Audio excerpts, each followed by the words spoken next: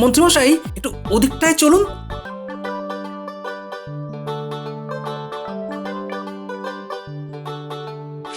আহ! মাগো, মন্ত্রীমশাই পড়ে গেছি, তুলুন।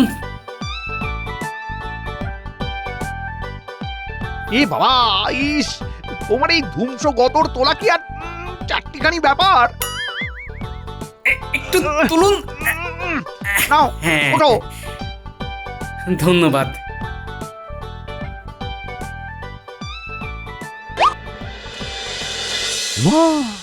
গোপাল যেখানে পড়লো তার পাশে তো দেখছি ইটের ফাঁকে মোহর রাখা। বাকিসও দেখেনি, যাই তুলেনি। আসুন মন্ত্রীমশাই, উপরে। ওরে বাবা, পায়ে কি ব্যথা! গোপালকে আর নেব না বাবা, যদিও মোহরের খোঁজ পেয়ে যায় আমি একাই দেখি।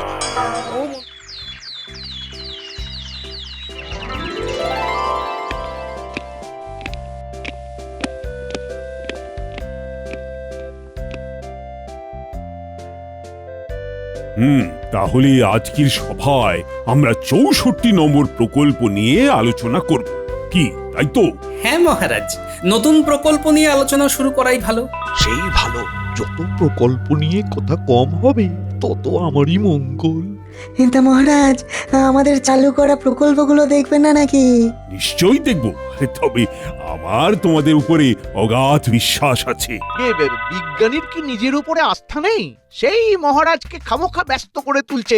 একটা মন্ত্রীমশাই, আপনার দাঁড়ে দাঁড়ে পাতকুয়া নির্মাণ প্রকল্পের কি খবর? না মানে আমার ঘরে তো এখনো হলো না, তাই বলছি। ছি ছি ছি ছি গোপাল, গ্রামের সব প্রজাদের ঘরে পাতকুয়া বসার আগে নিজে সভাসদ হয়ে পাতকুয়া নির্মাণের আশা করছো? ছি! এইটা কিন্তু মন্ত্রী ঠিকই বলেছে গোপাল, আগে সব প্রজাদের ঘরে পাতকুয়া নির্মাণ হবে, তারপরে সভাসদদের ঘরে। আসলে মহারাজ, প্রায় 2 মাস হতে চলল তো এই গ্রামের কারুর ঘরেই এখনো পর্যন্ত পাতকুয়া নির্মাণ হয়নি। আগে মহারাজ, আমি ইতিমধ্যেই পাতকুয়া নির্মাণের কাজ উত্তরের গ্রামে শুরু করে দিয়েছি। উত্তরের কাজ শেষ হলেই পরপর দক্ষিণ, পূর্ব, পশ্চিমে কাজ হবে। মন্ত্রীমশাই একদম মানচিত্র অনুযায়ী কাজ করছে। নিজের চরকায় তেল দাও গোপাল, আমার কাজ আমি ঠিক করে নেব। সে আর বলতে। আজকে হাওয়াটা আর তেমন দিচ্ছে না, কি বলো? প্রকৃতির হাওয়ার রূপ কি আমাদের হাতে ধরা থাকে বলুন মহারাজ? যা বলেছ, তবে আমার রাজ্যের হাওয়া একদম বিষম গতিতে বইছে। তার মানে সভাসদেরা খুব ভালো কাজ করেছে, তাই তো? একদম, কোনো সন্দেহই নেই। মহারাজ, মহারাজ, একবার শিগগিরই দুয়ারের সামনে চলুন। উত্তরের কিছু গ্রামবাসী এসে মহা হট্টগোল পাকাচ্ছে। সে কি, এখন আবার কিসের গন্ডগোল? দেখুন গিয়ে আবার কি হলো। উত্তরের দিকটা তো মন্ত্রী সামলাচ্ছিল। যাই গিয়ে দেখি। কি ব্যাপার, তোমরা এমন হট্টগোল পাকাচ্ছ কেন? মন্ত্রীমশাই প্রায় 2 মাস আগে আমাদের প্রত্যেকের বাড়িতে পাতকুয়া নির্মাণের প্রতিশ্রুতি দিয়েও এখনো কিছুই করেননি। আমরা আর এভাবে জল বয়ে বয়ে গৃহস্থলীর কাজকর্ম করতে পারছি না। কিন্তু আমার কাছে তো খবর আছে, ইতিমধ্যেই উত্তরের গ্রামে পাতকুয়ার কাজ শুরু হয়ে গেছে। ভুল খবর, ভুল খবর, ভুল খবর। কারুর বাড়িতেই এখনো পাতকুয়োর কাজ শুরু হয়নি। আপনার রাজ্যের মন্ত্রী একজন বাজে লোক, আমরা তার পদত্যাগ চাই। চাই চাই চাই চাই। তোমরা দয়া করে শান্ত হও। আমাকে আর 7-10 দিন সময় দাও, কথা দিচ্ছি কাজ শুরু হয়ে যাবে। মহারাজ, এবারে ভেতরে চলুন। যাচ্ছি, তবে এক্ষুনি একবার গোপালকে খবর দাও তো।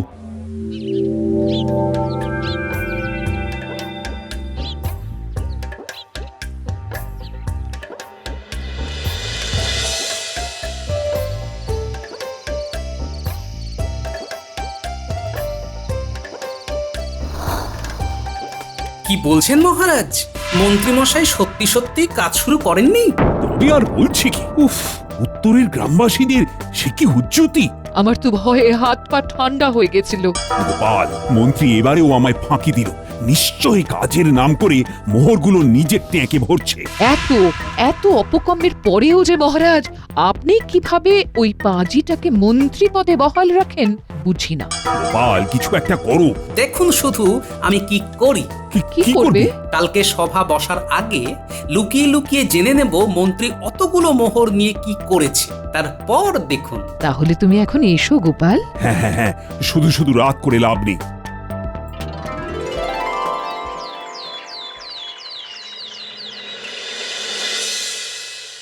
এই রে, খুব দেরি হয়ে গেছে, সবাই এসে গেছে দেখছি।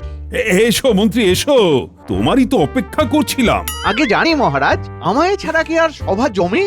সেই তো, আপনি না থাকলে কি করে আর আপনার কুকর্ম নিয়ে আলোচনা করব বলুন। আগে বসি, তারপর তোমার কথার জবাব দিচ্ছি গোপাল। না মন্ত্রী না, তুমি বসবে না। আগে কেন মহারাজ? কারণ আপনার পদত্যাগের দাবি উঠেছে তাই। মানে এসব কি বলছো তুমি? আপনি মহারাজের সাথে আবার এমন জোচ্চুরি কেন করলেন, জবাব দিন। তুমি উত্তরের লোকেদের প্রত্যেকের বাড়িতে পাতকুয়া নির্মাণ করানোর প্রতিশ্রুতি দিয়েও সেই কথা রাখোনি কেন? দাঁড়ে দাঁড়ে পাতকুয়া নির্মাণের প্রকল্পের জন্য মোহর নিয়ে কি করছেন? জবাব দিন, জবাব দিন। জবাব দিন। মহারাজ, আমি এসব কিচ্ছু করিনি, উত্তরে কাজ শুরু হয়ে গেছে। মিথ্যে কথা। কালকে উত্তরের গ্রামবাসীরা এসে হুজ্জুতি করে গেছে। একটা বাড়িতেও সেখানে পাতকুয়া বসেনি, এদিকে 2 মাস হয়ে গেল। দেখো, আমার মোহর আমাকে ফেরত দিয়ে দাও। আগে আগে ওই মোহরগুলো আমার কাছে আর নেই। মানে কোথায় খরচ হলো সেগুলো? আমি বলছি মহারাজ, মন্ত্রীমশাই আপনার থেকে সেই মোহরগুলো নিয়ে একটা দিঘি কিনেছে, বিকেলে হয়তো নৌকা বিহার করবেন বলে। সর্বনাশ! মন্ত্রী মন্ত্রী তুমি শিগগিরই আমার চোখের সামনে থেকে দূর হও। 7 দিন আর সভায় আসবে না, ঠকবাজ একটা। কাজটা ভালো হলো না গোপাল।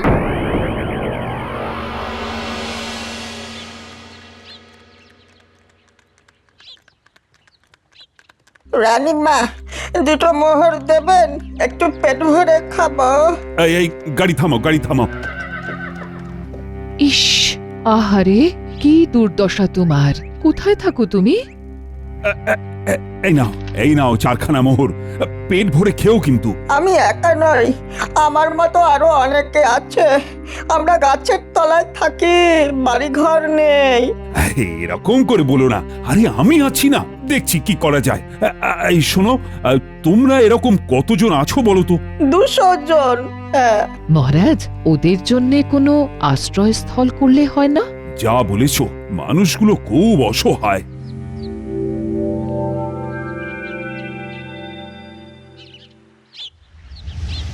ও গোপাল দাদা, একবার বাইরে এসো।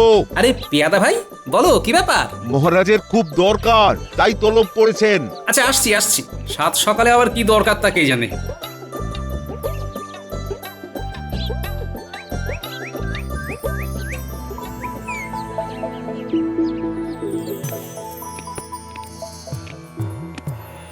মহারাজ, আসবো?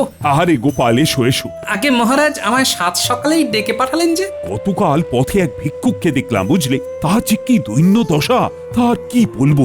মহারাজ, ভিক্ষুকদের তো দৈন্য দশাই হয়। না গোপাল, কালকে ওকে দেখে আমার আর তোমার রানীমার মনটা কেঁদে উঠেছে। তাই ভেবেছি ওদের থাকা খাওয়ার বন্দোবস্ত করতে একটা আশ্রয়স্থল বানাবো। বাহ, এ তো অতি উত্তম ভাবনা মহারাজ। কিন্তু এমন ভিক্ষুক শ্রেণীর লোকের সংখ্যা তো অনেকই হবে। ধরুন 400 তো বটেই। তাহলে এদের জন্য কোথায় আশ্রয়স্থল গড়ি বলো তো? দেখুন মহারাজ, আপনার অতিথিশালা তো বিশেষ অতিথিদের জন্য, সুতরাং অন্য কোথাও ব্যবস্থা করতে হবে। হ্যাঁ, মানে অল্প খরচের মধ্যে এদের কোথায় থাকার ব্যবস্থা করব? তুমি একটু মাথা খাটিয়ে বলো না গোপাল। মহারাজ, পূর্ব দিকে যে একটা পূর্বপুরুষদের ভগ্নপ্রায় বাড়ি পড়ে আছে, সেটাকেই যদি মেরামত করিয়ে রাখেন তাহলে। হ্যাঁ, অতি উত্তম প্রস্তাব। তাহলে চলো সেখানে মিস্ত্রি নিয়ে যাই। হ্যাঁ মহারাজ, কাল সভা শেষ হলে চলুন। বেশ বেশ বেশ, তুমি তাহলে একটু মিস্ত্রির সাথে কথা বলে রেখো। অবশ্যই মহারাজ।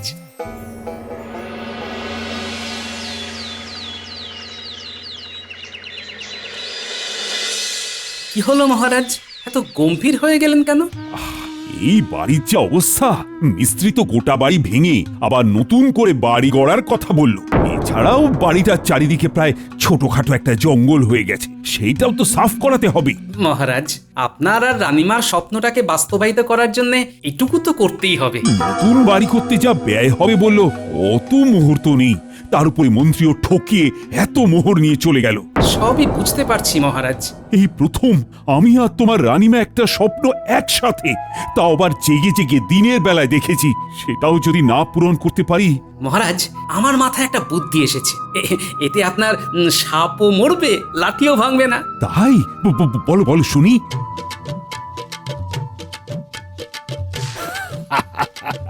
তুমি পারো বটে। কাল তাহলে আপনি নাটকটা করে ফেলবেন, ব্যাস কেল্লা ফতে। সুপ্রভাত। ভালোই হয়েছে তোমরা সবাই যথা সময়ে এসে গেছো। আজ তোমাদেরকে একটা সিদ্ধান্তের কথা জানাতে চাই। মহারাজ, আমি আসবো? পেয়াদা বলল আপনি নাকি আমায় ডেকে পাঠিয়েছেন। মন্ত্রী? হ্যাঁ মন্ত্রী, এসো এসো এসো। বেশি ভনিতা না করেই বলি, তোমায় সেদিন বার করে দিয়ে আমি মোটেই ঠিক করিনি। আমার যে তোমায় দরকার মন্ত্রী। ছি ছি ছি ছি ছি মহারাজ, এভাবে বলবেন না। আমি সব সময় আপনার সাথে রয়েছি। বেশ, সবাই শোনো। আমি আর তোমাদের রানীমা এই রাজ্যের সকল ভিক্ষুকদের জন্য একটা আশ্রয়স্থল গড়ে তোলার সিদ্ধান্ত নিয়েছি। সাধু। মহারাজ, আশ্রয়স্থলটা রাজ্যের কোথায় হবে? আমি ভেবেছি আমার পূর্ব দিকে যে ভগ্নপ্রায় বাড়িটা পড়ে আছে, ওই বাড়িটা ভেঙেই সেখানে গড়ে তুলব নতুন এক আলয়। খুব ভালো, খুব ভালো। তা মহারাজ, কোনো সাহায্য লাগলে বলবেন। সেই জন্যই তো তোমায় সভায় ফিরিয়ে আনলাম মন্ত্রী। আচ্ছা, বাড়িটা যেহেতু ভগ্নপ্রায়, তাই সেটা খুবই সাবধানে ভাঙতে হবে। এছাড়া দেওয়ালও নরম আর সাপখোপও থাকতে পারে। আর পুরনো বাড়ি তো, তাই গুপ্তধনও থাকতে পারে। একদম, আমি তো সেই জন্যই চাই। মন্ত্রী, তুমি তোমার পরিচিত মহলে একটু ভালো মিস্ত্রির খোঁজ নাও তো। যে বাড়িটা অতি যত্নে ভাঙবে, আবার গুপ্তধন পেলে ফেরতও দিয়ে দেবে, তাই তো মহারাজ? হ্যাঁ, একদমই তাই। কাল সকাল তাহলে বাড়িটা গিয়ে একবার দেখে নিও।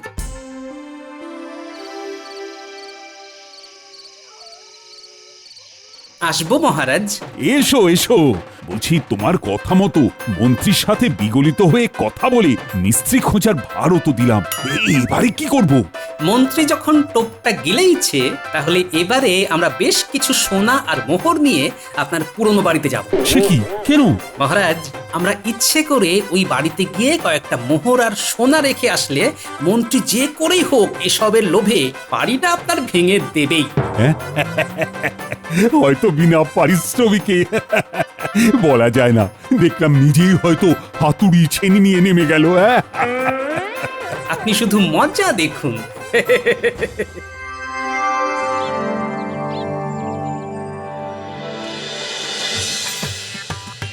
সুপ্রভাত মন্ত্রী মশাই, আপনি চলে এসেছেন দেখছি। আমি সময়ের ব্যাপারে খুবই হুঁশিয়ার থাকি, কথার নড়চড় করি না। হ্যাঁ, সে আর বলতে। যাকে চলুন, আমরা মহারাজের পুরনো বাড়ির দিকে গুটি গুটি এগোই। ও বাপরে, আরে ঢুকবো কি করে? এ তো আগাছায় ভর্তি। হ্যাঁ, একটু দেখে শুনে আসুন মন্ত্রী মশাই, খুব সাবধানে। চলো আগে একতলা দিয়েই শুরু করি। হ্যাঁ, বহু বছর আগেকার বাড়ি তো, খুব যত্নে ভাঙতে হবে।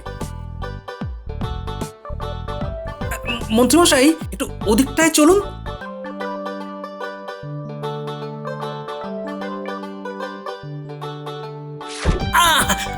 মাগো, মন্ত্রী মশাই, পড়ে গেছি, তুলুন। এ বাবা, ইস, তোমার এই ধ্বংস গতর তোলা কি আর চারটিখানি ব্যাপার? একটু তুলুন। নাও, হ্যাঁ, ওঠো। ধন্যবাদ।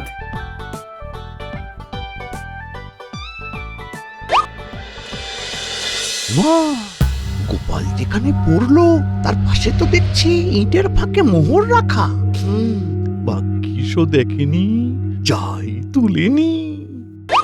আসুন মন্ত্রী মশাই, উপরে। ওরে বাবা, পায়ে কি ব্যথা!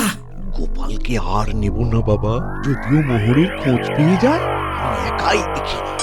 ও মন্ত্রী মশাই, আমার না পায়ে খুব ব্যথা করছে। গোপাল, তোমার আর এই ব্যথা পায়ে আমার সাথে উপরে যেতে হবে না। তুমি তুমি এখানেই থাকো, আমি দেখে নিচ্ছি। ঠিক আছে, ভালো করে দেওয়ালে হাত দিয়ে দেখে নেবেন। হ্যাঁ, দেওয়ালটা কতটা নরম আছে। সে আর বলতে, সব জায়গায় ভালো করে দেখে আর ঘুরে আসছি। ইটের ফাঁকে মোহরটা নেই, তার মানে লোভের ফাঁদে পা গলিয়ে দিয়েছে। মোট 6খানা মোহর আর 3খানা সোনার দুল পেলাম। এই বাড়ি খুব তাড়াতাড়ি ভাঙতে হবে। এই দূরে সোনা মোহর ছড়ানো আছে মনে হচ্ছে। ও এই তো মন্ত্রীমশাই এসে গেছেন দেখছি। আমার আসলে একা একা না ওই ঘরের ভিতর দাঁড়িয়ে থাকতে ভয় লাগছিল, তাই বাইরে এসে দাঁড়িয়েছি। শোনো গোপাল, তুমি ধীরে ধীরে এসো কেমন? পায়ে ব্যথা তো, আমি একটু তাড়াতাড়ি যাচ্ছি। মিস্ত্রির সাথে কথা বলতে হবে তো। তা মন্ত্রীমশাই, আপনি খুব ভালো করে গোটা বাড়িটা দেখে নিয়েছেন তো? একদম ভেবো না গোপাল। বেটা নিশ্চয়ই জহুরির দোকানে গেল, আমিও খোঁজ নিচ্ছি। কিরে ঘটা, মন্ত্রীমশাই কখন আসবেন? কি জানি। আরে আসবে আসবে, ওস্তাদের মার শেষ রাত্রে, বুঝলে? বাবা, মুখে বলির অন্ত নেই। ওই তো উনি আসছেন। এই যে ভালোই হয়েছে তোরা এসে গেছিস। আর শালা বাবু, তুমিও এসে গেছো, বাহ। আগে আপনি ডেকেছেন, না এসে কি পারি? যাকে কাজের কথায় আসি, মহারাজের একটা পুরনো বাড়ি আছে, সেটা ভাঙতে হবে। বাড়িটার মধ্যে প্রচুর সোনা দানা মোহর এসব আছে, সব খাঁটি, জহুরি বলেছে। বাড়িটা কি আমরা ভাঙবো? আমাদের মজুরি। আহা, বাড়িটা তোরাই 3জন মিলে ভাঙবি। কালকে সকালে তোদের মিস্ত্রি সাজিয়ে মহারাজের কাছে নিয়ে যাব। বাড়িটা ভাঙলেই ঘোড়া ঘোড়া মোহর পাবো।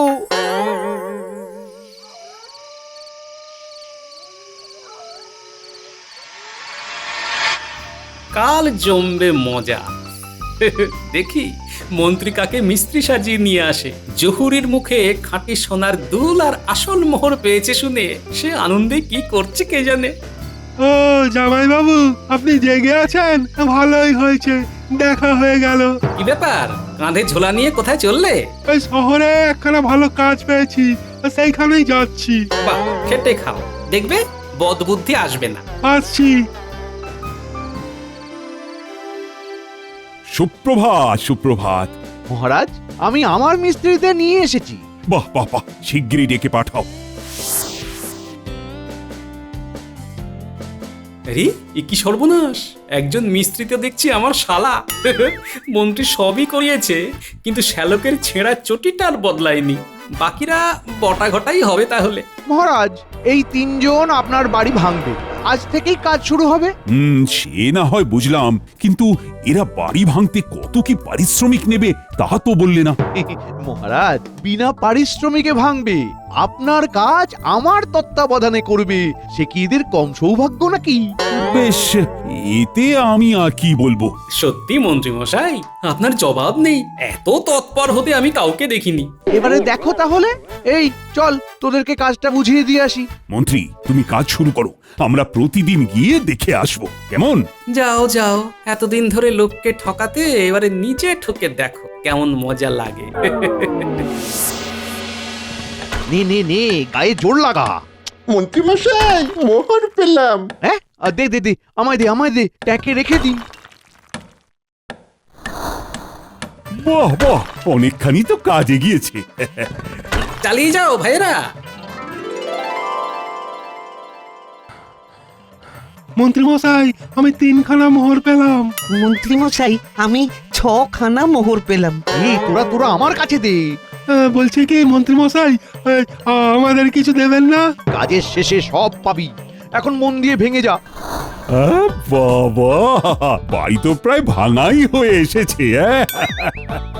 এইভাবে আর হয় না, এইভাবে হলে ও খেলবো না। ও টানা 20 দিন কাজ করছি। প্রথম দিকে যাও বা কটা মোহর সোনা পেলাম, সেসব কিছুই আপনি দিলেন না।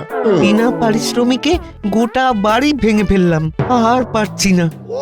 সবুরে মেওয়া ফলে, এবার মাটি খোঁড়, দেখবি ঘোড়া ঘোড়া সব মণিমাণিক্য পাবি। কি? এবারে মাটি খুঁড়বো।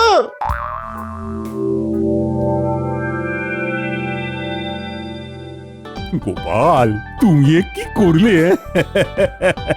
মন্ত্রীকে বোকা বানিয়ে বিনা পারিশ্রমিকে গোটা বাড়ি ভাঙিয়ে নিলে। মহারাজ, বেশি লোভ করলে ফল তো পেতেই হয়। শুনলাম কাল আবার নাকি মাটিও খুঁড়বে। ওখানেই তো আসল মজা মহারাজ। কালকে আমি ওরা মাটি খোঁড়বার আগেই দেখুন না কি করি। কিরে গুলটে, মাটি খোঁড়া হলো? হ্যাঁ দাদু। নে নাপলা লেখ, মহারাজকে ঠকিয়ে যেমন তুমি বিনা পরিশ্রমেই অনেক মোহর পেলে, তেমন মহারাজও বিনা পারিশ্রমিকেই তোমায় দিয়ে গোটা বাড়িটা ভাঙিয়ে নিল। শক্ত হয়ে মাটি করা মন্ত্রীমশাই, মন্ত্রীমশাই, এ তো একটা কলসি। কি বলেছিলাম না আছে? দাঁড়াও দাঁড়াও, আমি দেখছি দাঁড়াও। এর ভিতরে তো ভর্তি বালি। ভেতরে তো ছোট কৌটো আছে দেখছি। এই সবাই শর্ট আমায় খুলতে দে, দেখি কি আছে। ওমা, কি? দেখি কি লেখা আছে। মহারাজকে ঠকিয়ে যেমন তুমি বিনা পরিশ্রমে অনেক মোহর পেলে, তেমন মহারাজও ওই বিনা পারিশ্রমিকেই তোমায় দিয়ে গোটা বাড়িটা ভাঙিয়ে নিল। সে কি? তার মানে সব পরিশ্রম চলে গেল। সবাই শাবল কোদাল হাতে নাও, ওই মন্ত্রীর উপরেই হামলা করব। ও মা গো, গিন্নি বাঁচাও গো, বাঁচাও! এই এখন কি আর ছুটতে পারি আমি? ওরে বাবা!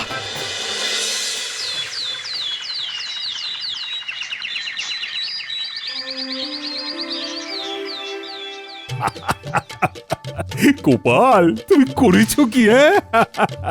কলসির ভেতরে আবার কৌটো, আবার তার ভেতরে চিরকুট।